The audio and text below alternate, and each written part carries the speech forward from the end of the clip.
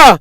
Big Bad Hamburg! She does it again! Another bagel, ladies and gentlemen. That's like 30 something, 32, 33. I have no idea. I lost count. Now, going back to last year in terms of main tour matches, yes, she has a few more if we're talking about the Billie Jean King Cup, but in terms of main tour matches, that's like 32, 33. I lost count. However, we pick up here at the net, ladies and gentlemen, what was said. This looked pretty intense. Now they're shaking hands and Maria looks pretty serious. She looks pretty intense.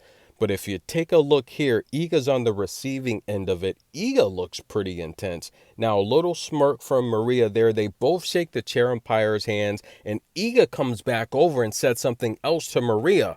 What was said? Does anyone know? Now the microphones at the net, they're normally good at picking up all the conversation.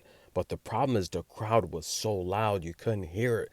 This crowd was back and forth. Now, look, this is a German crowd, right? Maria is from Germany. But the reality here is this crowd, after the first set, they kind of switched to Iga. Did you guys notice that? The first set was all Maria. Then they switched to Iga. What is that about? I do see the Polish flags. I do see that. And look, I don't know what's up with these guys. You forgot the G. You can't spell Iga. Who can't spell Iga? Where's the G? The G stands for great.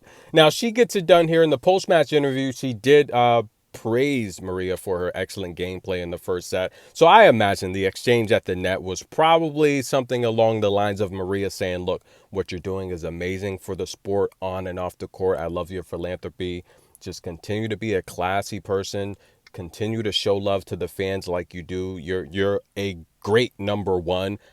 That's probably what was said at the net, right? Now, Iga in the post-match interview would say something like, Maria is very tricky, very tactical. It took a set for me to figure her out, but I'm glad that I did. Making in-match adjustments is very important when you're playing on grass. Now, I must say, guys, oh, there's the G. Okay, look, I thought they couldn't spell Iga. I got concerned there. You can't spell Iga? You're kidding me.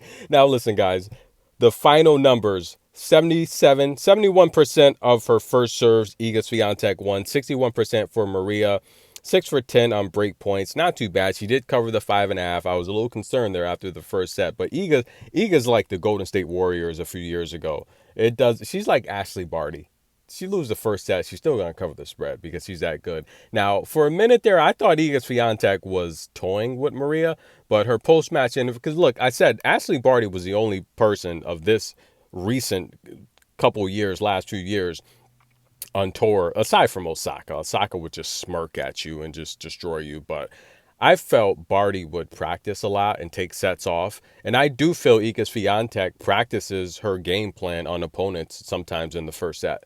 If it's a match she knows she should win, I feel she practices her strategy. And it's not really her playing 100%. It's her implementing new things in her game. As you can see, she can still dish out the bagel. Who's next? Jill Teichmann. Teichmann's going to have to be very disciplined. That might get ugly, guys. Just to be honest with you. She's going to have to just use her athletic ability and just play aggressive. If she makes 50, 70 unforced errors, forced errors, she's just going to have to live with it or she has no chance to win.